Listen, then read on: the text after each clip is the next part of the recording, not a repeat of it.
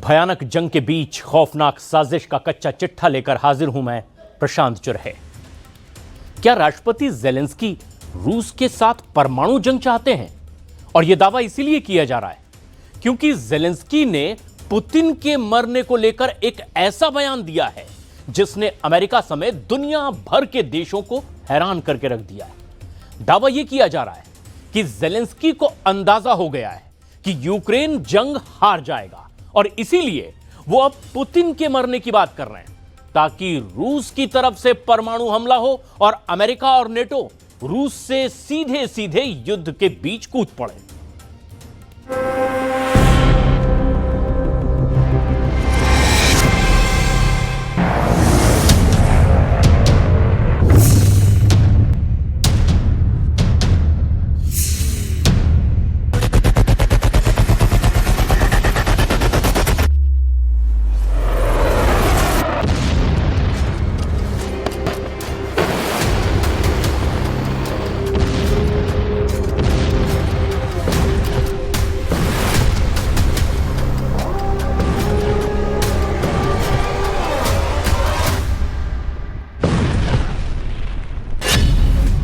काश मर जाएं पुतिन, परमाणु जंग को तैयार जेलेंस्की।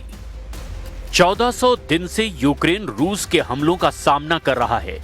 रूसी दावों के मुताबिक यूक्रेन का 27% से ज्यादा इलाका रूस के कब्जे में आ चुका है, लेकिन उसके बावजूद जेलेंस्की यूरोप के चक्कर में फंस करके ऐसे दावे और बयान दे रहे हैं जो अब युद्ध को परमाणु युद्ध या फिर तीसरे विश्व युद्ध में कभी भी बदल सकती है।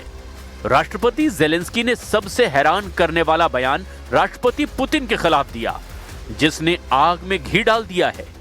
क्रिसमस के मौके पर जेलेंस्की ने दो टूक कहा कि वो चाहते हैं कि पुतिन जल्द से जल्द मर जाएं ताकि युद्ध को रोका जा सके।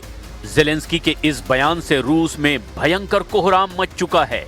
शांति के जो दावे और तैयारियां की जा रही थी, उसको जेलेंस्की के बयान से गहरा झटका लगा है।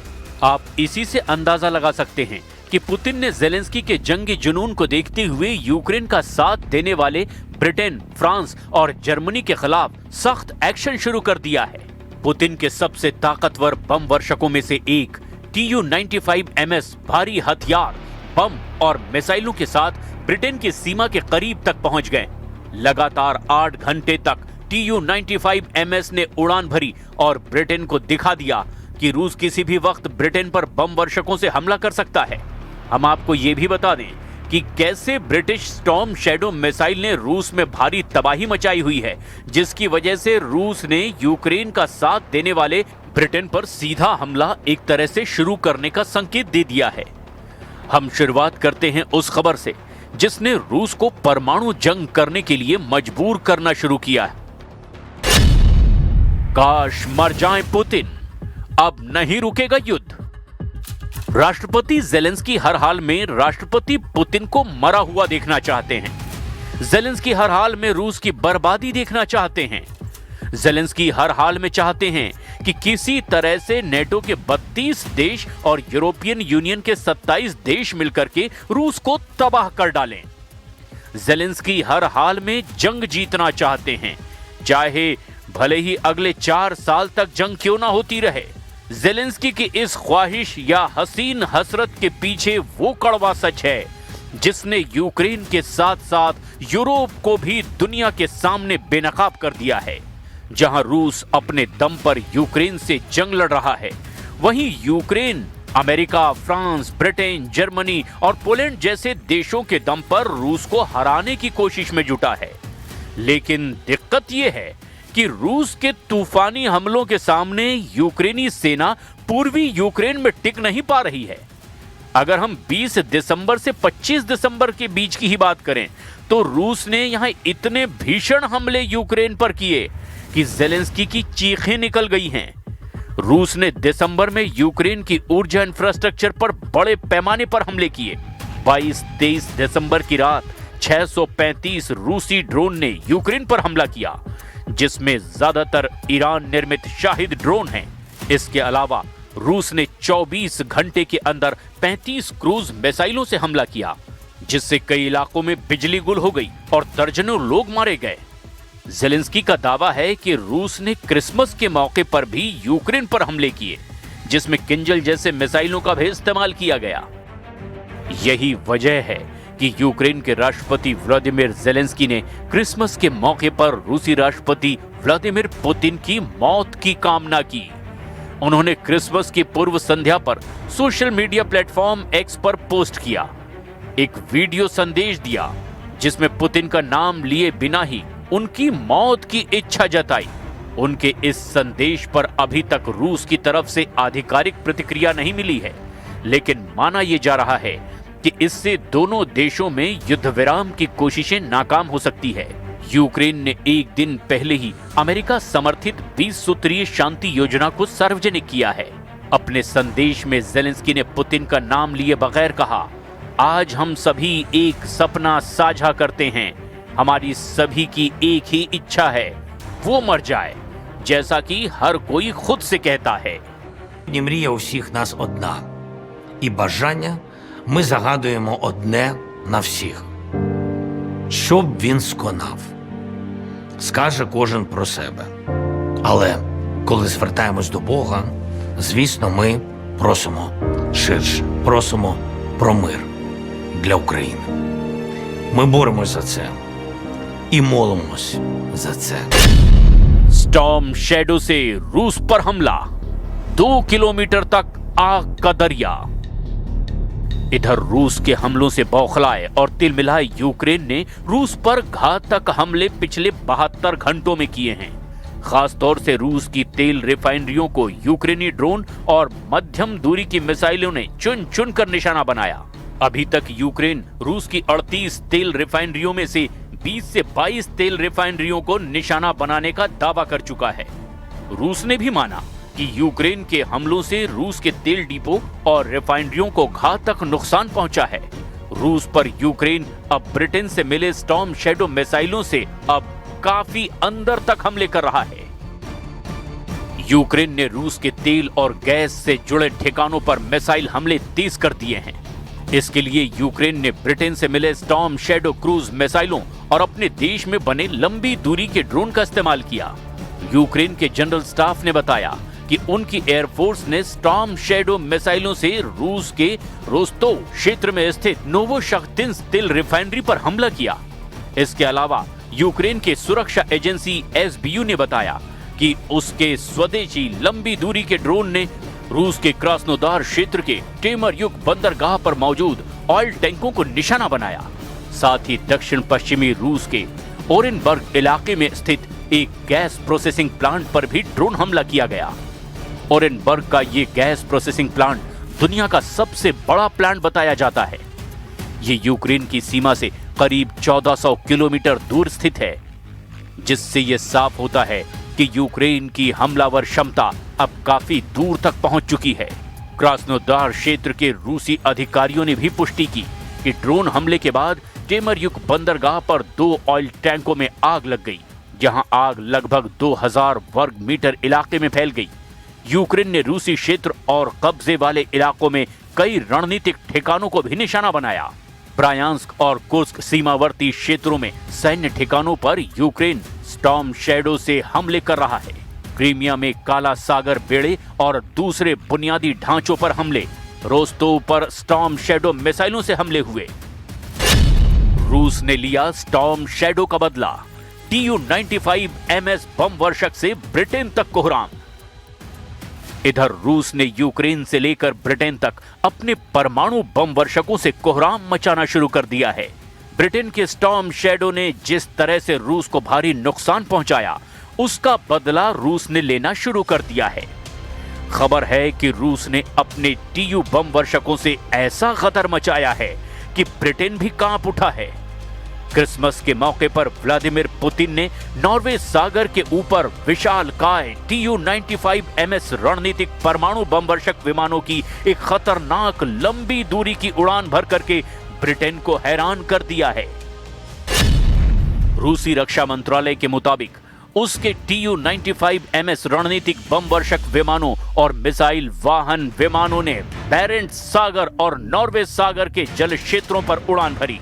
Tu-95MS रणनीतिक बम वर्षक की उड़ान 7 घंटे से ज्यादा समय तक चली और रूसी नौसेना के Su-33 लड़ाकू विमानों के दल ने रणनीतिक बम वर्षक विमानों को सुरक्षा प्रदान की।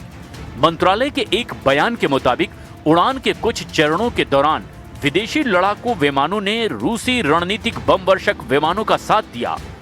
मॉस्को ने इस मिशन पर गर्व जताते हुए कहा, रूसी एरोस्पेस फोर्सेस के Tu-95MS लंबी दूरी के बम वर्षक विमानों ने बैरेंट्स सागर और नॉर्वे सागर के तटस्थ जल क्षेत्रों के ऊपर निर्धारित उड़ान भरी है। उड़ान की अवधि 7 घंटे से ज्यादा थी। क्या यूक्रेन को बचा पाएंगे फ्रांस, ब्रिटेन और जर्मनी? पूर्वी और दक्षिणी पूर्वी यूक्रेन पर इस वक्त रूस जिस स्तर के हमले कर रहा है उसने तो सारे रिकॉर्ड तोड़ दिए हैं। यूक्रेनी जमीन को रौंदते हुए रूस के सैकड़ों टैंक, तोप और रॉकेट सिस्टम ने पूरी तरह से यूक्रेन को तबाह किया है। अकेले राजधानी कीव में ही रूस ने 2 बार हमले किए हैं, जिसमें 60 के करीब यूक्रेनी कीव में घायल हुए हैं, जबकि 10 के करीब यूक्रेनी नागरिक मारे गए हैं। रूस ने अपने हमलों में किंजल और स्कंदर जैसे मिसाइलों का भी इस्तेमाल किया है। कीव के 7 जिलों में सबसे ज्यादा तबाही मची है। आप इसी से अंदाजा लगा सकते हैं कि रूस कीव और कीव के 7 जिलों पर 650 से ज्यादा मिसाइलें और ड्रोन दाग चुका है। इसके अलावा अपने तूफानी रॉकेट से भी कीव पर खूनी हमले किए हैं। रूस के इन हमलों से राजधानी कीव और उसके आसपास सैकड़ों इमारतें तबाह हो चुकी हैं। रूस का यहां तक दावा है कि उसने पूर्वी यूक्रेन के 6800 से ज्यादा इमारतों पर कब्जा कर लिया है।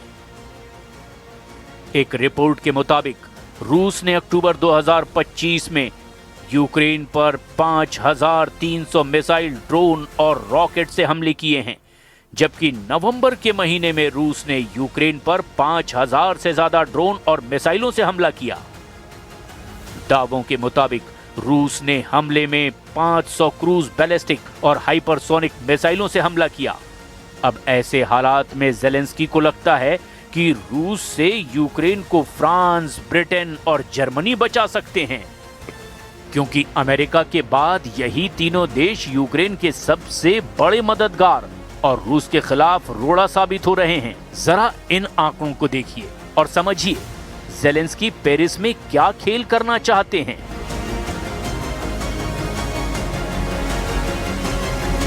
Найважчих моментів нашої історії.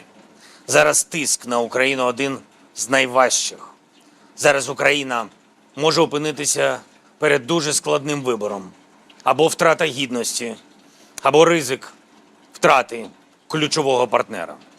Або складні 28 пунктів, або вкрай важка зима. Найважча та подальші ризики. 38,21,000 करोड़ डकार गया यूक्रेन। यूरोप से चाहिए और पैसा। 24 फरवरी 2022 से लेकर 30 नवंबर 2025 तक यूक्रेन को 430 अरब डॉलर या 400 अरब यूरो या फिर यूं कहें कि 38,21,000 करोड़ रुपए के हथियार और सैन्य सहायता मिल चुकी है। इसके बावजूद रूस ने यूक्रेन की 27% से ज्यादा जमीन पर कब्जा करने का दावा किया है।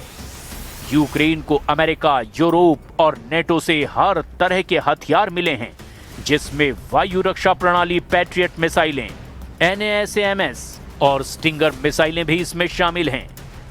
वहीं आर्टिलरी में M777 होवित्जर तोपें, हाइमार्स रॉकेट सिस्टम, सीजर स्वचालित होवित्जर तोपें यूक्रेन को जंग करने के लिए मिल चुकी हैं, जबकि बख्तरबंद वाहन और टैंक में Bradley fighting vehicle, challenger 2 tank, leopard 2 tank भी यूक्रेन को मिले हैं। इसके अलावा एंटी टैंक मिसाइलें जैसे कि जेवलिन और NLW भी बहुत बड़ी संख्या में मिले हैं। अगर बात की जाए कि किस देश ने यूक्रेन को अब तक कौन कौन से हथियार दिए हैं, तो जरा वो भी जान लीजिए। अमेरिका से 31 M1 एब्राम टैंक, 352 ब्रेडली बख्तरबंद वाहन, 201 होवित्जर तोप, 39 हाइमार्स लॉन्चर यूक्रेन को मिल चुके हैं। इसके अलावा 17 पैट्रियट और NASAMS एयर डिफेंस सिस्टम मिले हैं, जबकि अमेरिका ने 5,700 से ज्यादा एयर डिफेंस मिसाइलें यूक्रेन को दी है। अमेरिका अब तक यूक्रेन को $71 बिलियन यानी लगभग 6,31,000 करोड़ रुपए के हथियार और सैन्य सहायता दे चुका है। यूरोपीय संघ यानी EU ने भी जमकर मदद की है। अमेरिका ने नाइजीरिया में ISIS के ठिकानों पर टॉम हॉक मिसाइलों से हमला कर दिया है। राष्ट्रपति ट्रंप का दावा है कि यह हमला निर्दोष ईसाइयों को निशाना बनाने वाले आतंकियों के खिलाफ किया गया है। नाइजीरिया के सोकेतो में ISIS के 2 ठिकानों को निशाना बनाया गया और इसमें कई ISIS आतंकी मारे भी गए।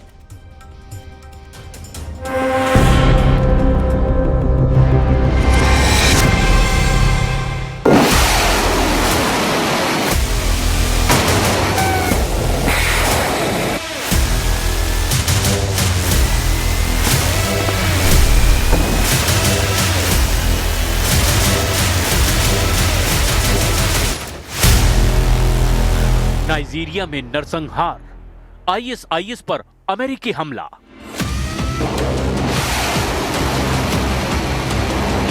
क्या वाकई नाइजीरिया में इस्लामिक आतंकी संगठन ISIS बहुत बड़ी संख्या में ईसाइयों को बहुत ही बेरहमी से मार रहा है? क्या वाकई नाइजीरिया में मौजूदा सरकार के लिए इस्लामिक आतंकी संगठन ISIS, जिसकी शाखा Islamic State West Africa Province यानी कि ISWAP है, बहुत बड़ा खतरा बन चुकी है? आखिर कैसे नाइजीरिया में ISIS का ISWAP संगठन बिना किसी मुखिया इतने शक्तिशाली और खौफनाक हमले ईसाइयों और आम नागरिकों पर कर रहा है? क्यों अमेरिका के राष्ट्रपति ट्रंप को नाइजीरिया में मौजूद ISIS की शाखा ISWAP पर भयंकर मिसाइल और ड्रोन हमले करने पड़े हैं? हम आपको दिखाने जा रहे हैं कि जब पूरी दुनिया क्रिसमस के जश्न में डूबी थी, तो उस वक्त अमेरिकी सेना ने नाइजीरिया में मौजूद ISIS के आतंकियों पर इतने खतरनाक हमले किए हैं, जिसने नाइजीरिया में ISIS के होश उड़ा दिए हैं। दावा किया जा रहा है कि ये नाइजीरिया में अमेरिका का साल 2025 में आतंकियों के खिलाफ सबसे बड़ा मिशन है, जो खुद अमेरिका के राष्ट्रपति ट्रंप के आदेश पर अंजाम दिया जा रहा है।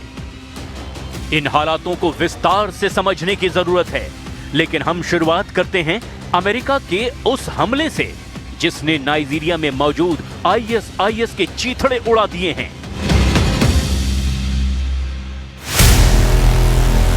ISIS पर हवाई हमला, आतंकियों के उड़ाए चीथड़े।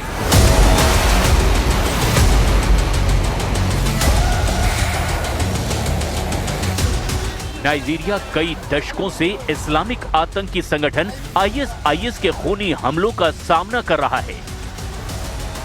दावा किया जा रहा है कि इस्लामिक आतंकी संगठन ISIS का Islamic State West Africa Province यानी ISWAP पूरे नाइजीरिया से ईसाइयों का सफाया करने पर तुला है।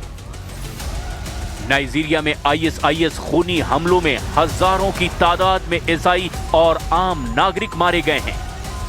यहां तक कि ISIS इतना ज्यादा मजबूत हो चुका है, जिससे वहां की मौजूदा सरकार के राष्ट्रपति बोला अहमद टिनुबू तक कांप उठे हैं। खुद राष्ट्रपति ट्रंप ने नाइजीरिया के राष्ट्रपति बोला अहमद टिनुबू से आग्रह किया था कि नाइजीरिया से ISIS का सफाया किया जाए, जिसके बाद अमेरिका ने नाइजीरिया में मौजूद ISIS के ठिकानों पर हमले किए हैं।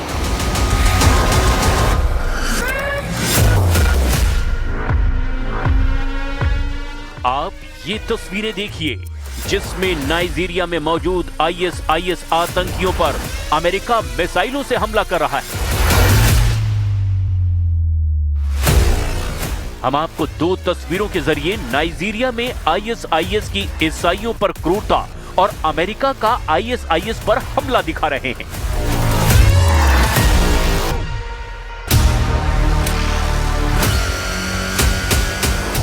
अमेरिका ने 25 दिसंबर को क्रिसमस के मौके पर रात में ही नाइजीरिया में आतंकी संगठन आईएसआईएस के ठिकानों पर एयर स्ट्राइक की।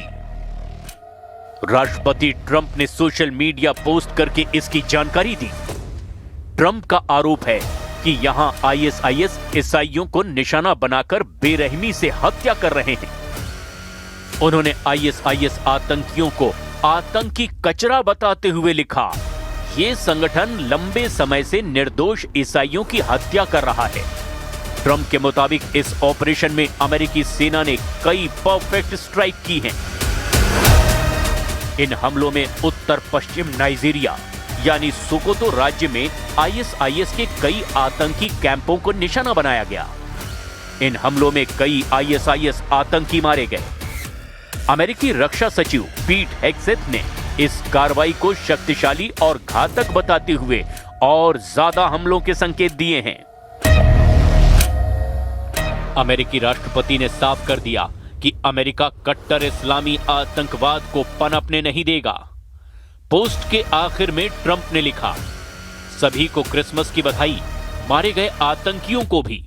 अगर ईसाइयों की हत्याएं जारी रही तो आगे और भी आतंकी मारे जाएंगे। ट्रंप ने रक्षा मंत्रालय को डिपार्टमेंट ऑफ वॉर कहते हुए सेना की तारीफ की और कहा कि ऐसी सटीक कार्रवाई सिर्फ अमेरिका ही कर सकता है। International Society for Civil Liberties and the Rule of Law की एक रिपोर्ट के मुताबिक नाइजीरिया में जनवरी से 10 अगस्त तक धार्मिक हिंसा बढ़ने के कारण 7,000 से ज्यादा ईसाइयों की हत्या कर दी गई। इन हत्याओं के लिए बोको हरम और फुलानी जैसे आतंकी संगठन जिम्मेदार हैं। नवंबर 2025 में आईएसडब्ल्यूएपी ने लगभग 233 हमलों में लगभग 810 लोगों को मार डाला। अमेरिकी रक्षा विभाग के एक अधिकारी के मुताबिक ये हमले नौसेना के एक जहाज से दागी गई दर्जन से ज्यादा टॉमहॉक क्रूज मिसाइलों से किए गए। गिनी की खाड़ी से दागी गई ये मिसाइलें नाइजीरिया के सोकोतो राज्य में आईएसआईएस के 2 ठिकानों पर गिरी। ये इलाका नाइजर सीमा के पास है, जहां आईएसआईएस सलेह नाम का गुट सक्रिय है। अमेरिकी अफ्रीका कमान यानी अफ्रीकॉम ने कहा कि शुरुआती जांच में कई आईएसआईएस आतंकियों के मारे जाने की पुष्टि हुई है। हालांकि अभी ये साफ नहीं है कि हमला कब हुआ और इसमें कितना नुकसान हुआ। नाइजीरिया दशकों से उग्रवाद का सामना कर रहा है। अकेले 2025 की पहली 6 माही में विभिन्न विद्रोही समूहों के द्वारा 2266 से ज्यादा लोग मारे गए, जो 2024 के कुल आंकड़ों से भी ज्यादा हैं। आईएसआईएस का नाइजीरिया और आसपास का हिस्सा आईएसडब्ल्यूएपी कहलाता है। ये आईएसआईएस का एक सक्रिय प्रांतीय संगठन है। इसका मुख्य उद्देश्य नाइजीरिया और आसपास के इलाकों में अपना कट्टर शरिया शासन लागू करना है।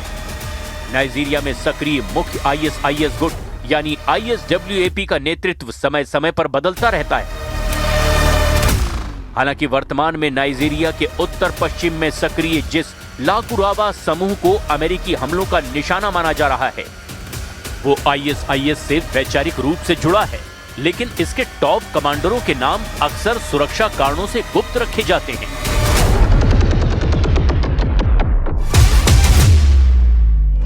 ट्रंप ने 2 नवंबर 2025 को नाइजीरिया को कड़ी चेतावनी दी थी। उन्होंने कहा था, अगर नाइजीरिया में ईसाइयों की हत्या और हमले बंद नहीं हुए तो अमेरिका तुरंत नाइजीरियाई सरकार को दी जाने वाली सभी आर्थिक और सैन्य सहायता रोक देगा। ट्रंप ने ट्रुथ सोशल पर लिखा कि अगर जरूरत पड़ी तो अमेरिका गन के साथ नाइजीरिया में कार्रवाई करेगा। हम आतंकियों को खत्म कर देंगे जो ईसाइयों पर हमला कर रहे हैं। ट्रंप ने कहा कि उन्होंने अपने डिपार्टमेंट ऑफ वॉर को संभावित सैन्य कार्रवाई की तैयारी के आदेश दिए हैं, जिसके बाद अमेरिका ने बड़ी एयर स्ट्राइक की है।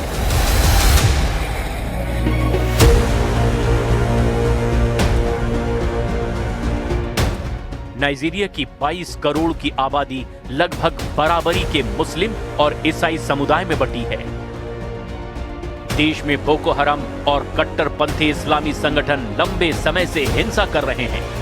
खासकर देश के उत्तरी हिस्सों में होने वाली हिंसा का शिकार ईसाई के साथ साथ मुस्लिम समुदाय भी होता आ रहा है।